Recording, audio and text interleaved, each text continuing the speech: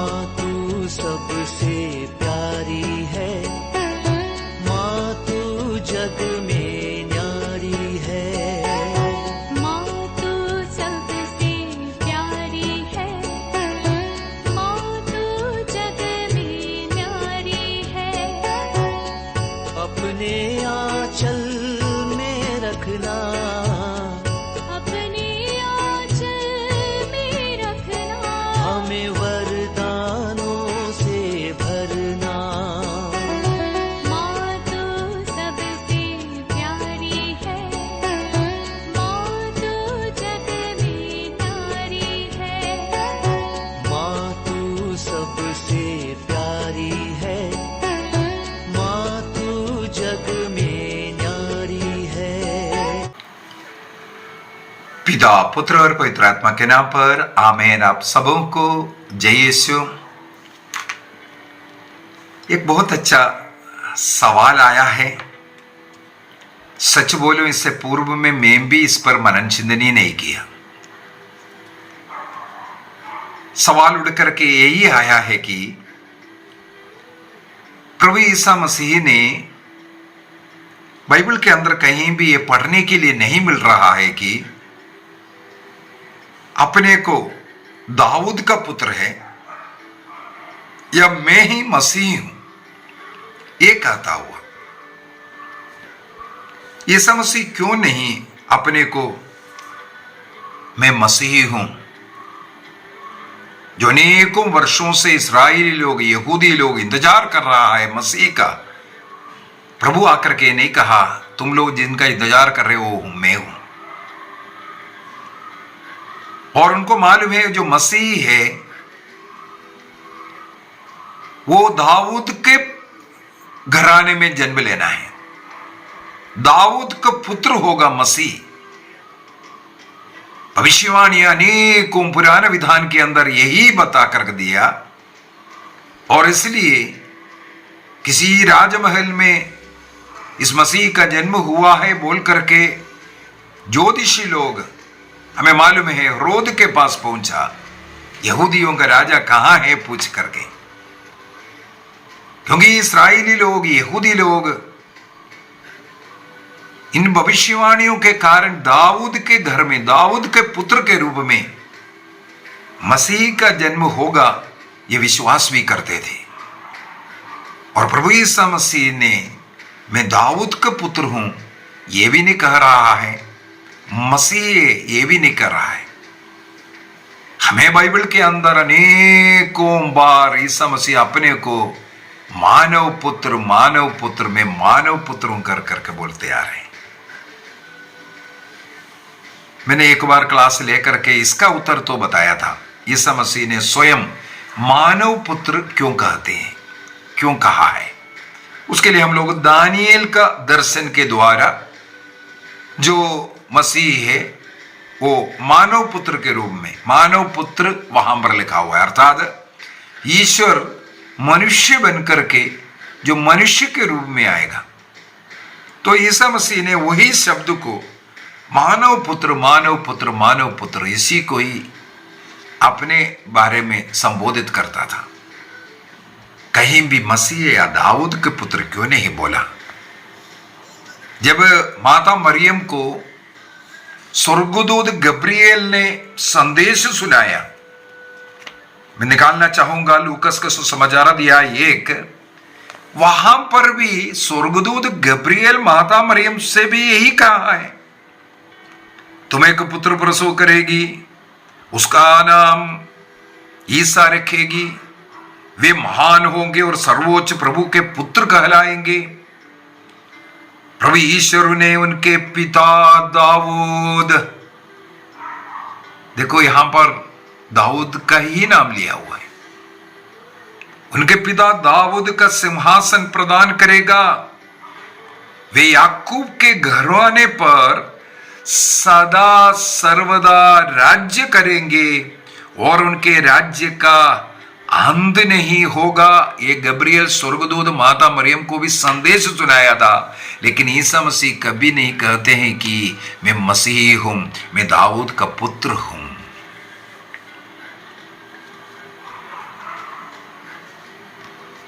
स्वर्गदूत ये संदेश सुनाया, और गब्रिएल स्वर्गदूत ही नहीं, जब ईसा मसीह का जन्म हुआ उस समय पर भी यही संदेश, दाऊद नगर है बेथलेहम, वहां पर मसीह के जन्म की घोषणा हुआ। एक और हम लोग देख सकता है, बर्तमियुस नाम के एक अंधा भिखारी, मार्कुस का सुसमाचार अध्याय 10 के अंदर हम लोग देखते हैं, यरीको में इस बर्तमियुस ईसा मसीह को दाऊद के पुत्र कह करके बार बार पुकार रहा था, लेकिन ईसा मसीह ने कभी मना नहीं किया। यह भी बात है, दाऊद के पुत्र मुझ पर दया कीजिए, ये चिल्ला चिल्ला करके बोल रहे थे, मना भी नहीं किया, लेकिन स्वयं को दाऊद का पुत्र है या मसीही है ये नहीं बता रहा है। हमें यह भी मालूम होना जरूरी है, पुराना विधान के अंदर जो मसीह जिसे कहलाता है, अभिषिक्त व्यक्तियों को, और बाइबल के अंदर अगर हम देखें, ईश्वर ने राजाओं को अभिषिक्त किया, अभिषेकित किया। सामुएल ने साउल के सिर पर तेल उंडेल करके उन्हें अभिषेक दिया, इसका मतलब वो मसीह बन गया। उसी सामुएल ने दाऊद के सिर पर तेल उंडेल करके उनका अभिषेक किया, इसका मतलब दाऊद भी मसीह बन गया।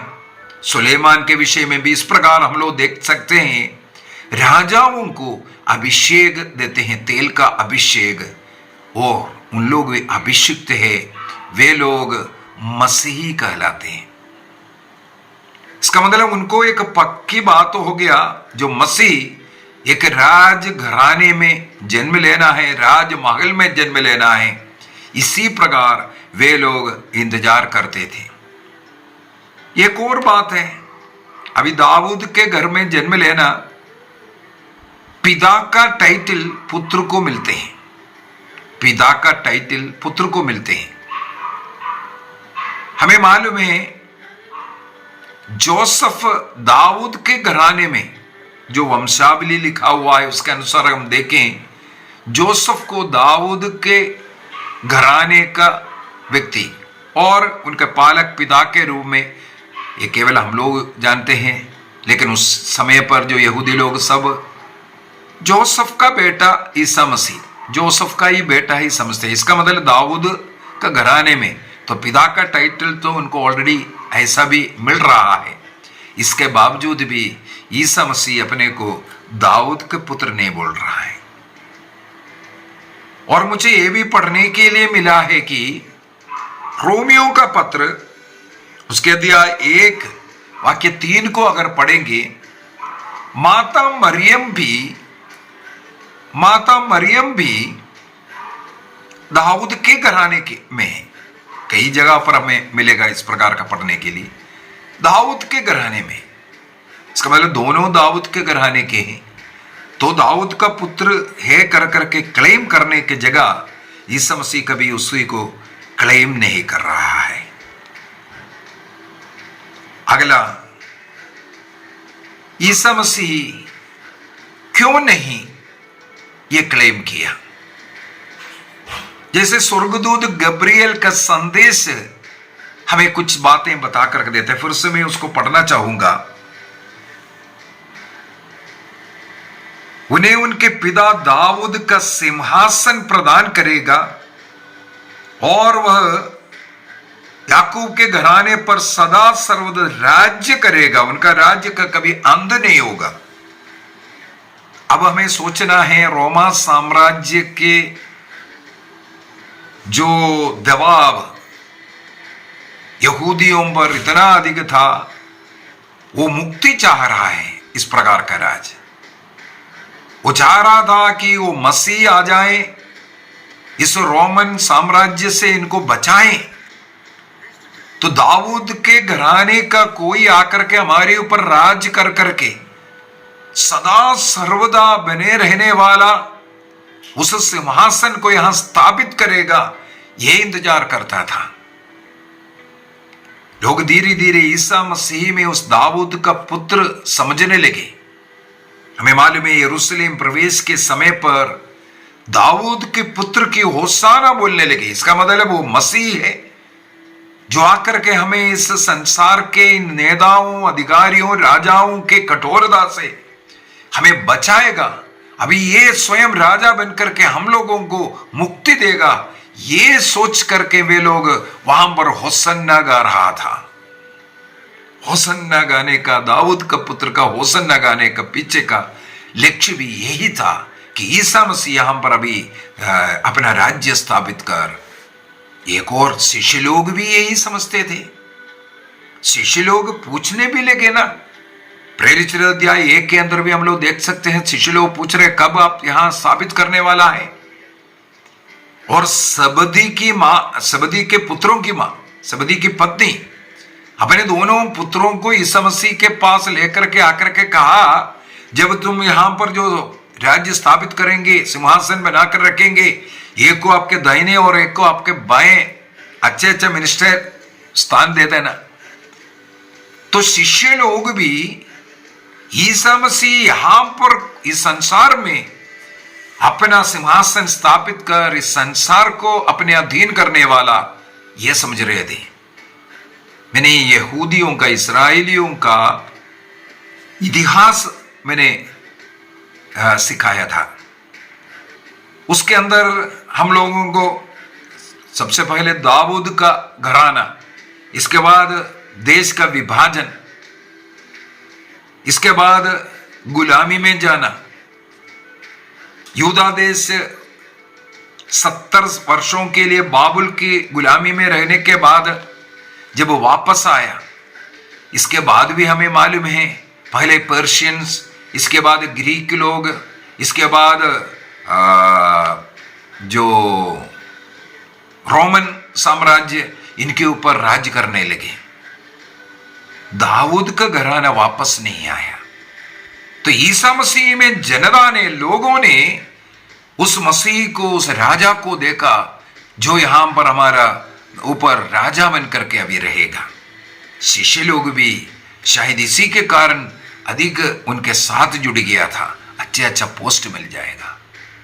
लेकिन प्रभु यीशु मसीह बार बार वहां से, उन लोग जब राजा बनाने के लिए भी कोशिश किया, वहां से हट जाते हैं और कभी भी ये क्लेम भी नहीं कर रहा है कि मैं दाऊद का पुत्र हूं या मसीही हूं। इसका पीछे का क्या कारण है? मुख्य कारण है, एक और टीचिंग है। ईसा मसीह ने उन लोग ईसा मसीह को दाऊद का पुत्र ये समझने लगे। इसका मतलब दाऊद का पुत्र दाऊद से भी नीचे है, छोटा है। दाऊद का पुत्र बनकर के अगर ईसा मसीह रह रहा है, दाऊद का पुत्र क्लेम करेंगे, इसका मतलब दाऊद से भी ईसा मसीह क्या है? छोटा है। स्तोत्र ग्रंथ 110 के अंदर स्तोत्र ग्रंथ 7 हम लोग पढ़ते हैं,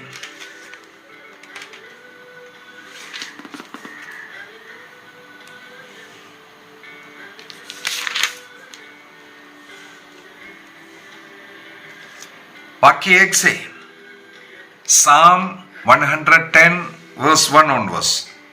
प्रभु ने मेरे प्रभु से कहा, तुम मेरे दाहिने बैठ जाओ, मैं तुम्हारे शत्रुओं को तुम्हारे पावदान बना दूंगा। यही वचन को ईसा मसीह कोट कर करके कहते हैं, यदि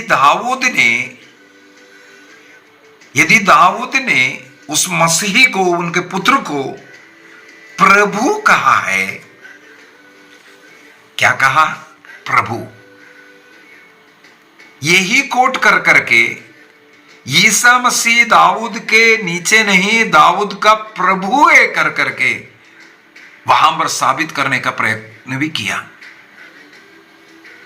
इसका मतलब ईसा मसीह, जो मसीह आने वाला, लोग सोच रहे हैं दाऊद का पुत्र है। प्रभु वहां पर उनका उस सोच विचार को खंडन करते हुए कहते हैं, दाऊद स्वयं उन्हें प्रभु कह करके पुकारा।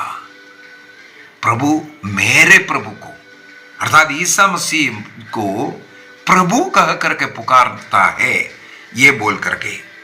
इसका मुख्य उद्देश्य यही है, लोग जो सोच रहा है ईसा मसीह संसार में आया, यहां इस संसार में एक कुर्सी डाल करके अभी रोमियों को भगाएंगे, अन्य राष्ट्रों को भगाएंगे, उनका शासन, जैसे अलेक्जेंडर द ग्रेट जो ग्रीक शासन पूरे देश को अपने कब्जे में कर करके उसके ऊपर महान जो सम्राट बन करके रहा था, और रोमा साम्राज्य ने इसी प्रकार विशाल साम्राज्य बनाया, अनेकों राष्ट्रों को अपने अधीन करके उसका ऊपर शासन कर रहा है। उसी प्रकार ये मसीह अभी इन लोगों को सब हरा करके अपना सिंहासन बनाएंगे। इसका खंडन करने के लिए प्रभु यह सब कहता गया। उसी प्रकार यूहन्ना के सुसमाचार में भी हम लोग पढ़ते हैं, पिलातुस ने तो यहूदियों का राजा हो। ईसा मसीह साफ साफ उन्हें भी समझाते हैं, यहां का तुम लोग ये जो सोच रहा है, ये कुर्सी, ये सिंहासन, यहां का राजा वो नहीं है। अगर होते तो कुछ और होता, लेकिन मेरा यहां का नहीं है, स्वर्ग का, केवल एक जगह का राजा नहीं, पूरे संसार का राजा प्रभु ईसा मसीह है, पूरे संसार का राजा। ये समझने वाला पिलातुस, चाहे जाने या अनजाने में, ये भी मैं बोल दूंगा, या समझने के बाद ईसा मसीह के क्रूस के ऊपर दोष पत्र लगा कर रख दिया था। क्या लिख करके? 3 भाषाओं में लिख करके रख दिया था। 3 भाषा, वो तीनों भाषा पूरे दुनिया का भाषा बन जा रहा है, इसलिए वो 3 भाषा वहां पर लिख कर रखा। अर्थात ईसा मसीह एक जगह का केवल यहूदियों का राजा नहीं है। जितने भी जो संसार का जो सृष्टि है, सारे सृष्टियों का, केवल मनुष्यों का नहीं, सारे सृष्टियों के ऊपर वही अधिपति है, वही राजा है।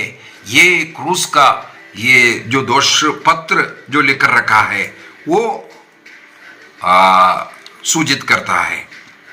साथ ही साथ मत्ती का सुसमाचार उसके अध्याय 16 वाक्य 16 में जब पेत्रुस ने ईसा मसीह तुम ईश्वर का पुत्र है कन्फेस किया, तब पेत्रुस को ईसा मसीह कहते हैं, किसी निरे मनुष्य से नहीं बल्कि मेरे स्वर्गीय पिता ने तुम पर यह प्रकट किया मैं कौन हूं कर करके।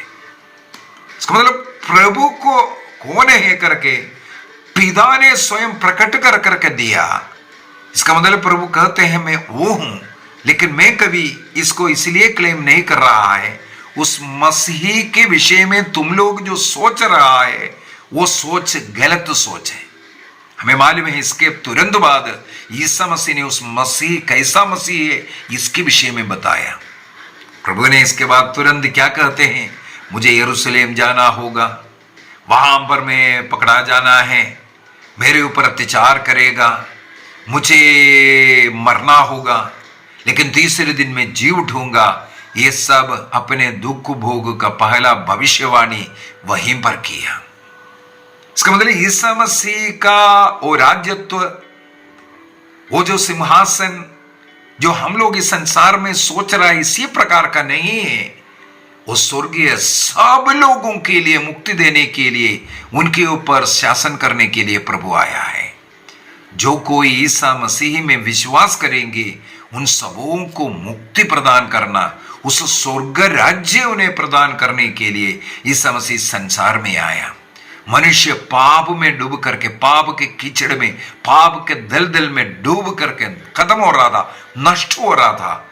उन्हें बचाने के लिए उन पापों का कीचड़ अपने ऊपर लेते हुए स्वयं पापियों के लिए मर करके पापियों को बचाने वाला प्रभु पापियों को जीवन देने वाला प्रभु हम लोगों को उसी स्वर्ग राज्य का नागरिक या उस स्वर्ग राज्य की आनंद जीवन और खुशी हमें प्रदान कर यही साबित कर रहा है, मैं इसलिए मानव पुत्र हूं, दाऊद का पुत्र। जिस प्रकार तुम लोग सोच रहा है इस संसार का राजा नहीं, मैं केवल एक देश का ही नहीं, मैं पूरे जगत का सर्व चराचरों के ऊपर मेरा जो राज्य है और उस राज्य के लिए हमें मेहनत करना है। जिस प्रकार शिष्य लोग बाएं दाहिने बैठने का, यहाँ सिंहासन स्थापित करने के बाद वहां पर कोई अच्छा पोजीशन, अच्छा पोस्ट, अच्छा मंदिर स्थान मिलेगा, ये सब सोच करके वहां से उनका मन को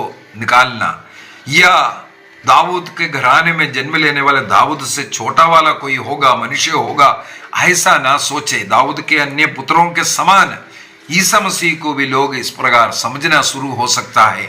इसलिए मसीह ने कहीं भी मैं दाऊद का पुत्र या मसीह कर करके नहीं, बल्कि वो ईश्वर, सर्व चराचरों का ईश्वर, सृष्टिकर्ता ईश्वर है, ये लोगों को समझाने के लिए और उनके द्वारा संसार को मुक्ति देकर संसार को स्वर्ग राज्य, वो राज्य प्रदान करने के लिए इस संसार में आया, ये बताने का प्रभु ने प्रयत्न किया। आइए हम अपनी आंखें बंद करें, प्रभु को धन्यवाद दें। प्रभु यीशु मसीह राजाओं का राजा, प्रभुओं का प्रभु ईश्वर, मुक्तिदाता ईश्वर, जो कोई इस मसीह को अपना प्रभु नाद स्वीकार करेंगे उन सबों को आनंद जीवन प्राप्त करने की कृपा प्रभु दे रहा है। इसलिए निर्णय कीजिए कि हम ईसा मसीह में विश्वास करेंगे, प्रभु के द्वारा मुक्ति प्राप्त करेंगे, उस मुक्ति के राह में चलते हुए पवित्रता का, प्रेम का, विश्वास का जीवन जीते हुए हम उस स्वर्ग राज्य का अधिकारी बनेंगे। निर्णय कीजिए। पवित्र बाइबल जिस प्रकार सिखाया है, प्रभु ने जो जीवन जी करके हमें दिखाया है, उसी प्रकार विश्वास भक्ति का जीवन हम जिएंगे, पवित्रता का जीवन हम जिएंगे, प्रभु से जुड़े हुए हम जीवन जिएंगे। प्रभु हम सबों को आशीष प्रदान करे, पिता, पुत्र और पवित्र आत्मा के नाम पर आमीन। आप सबों को जय यीशु।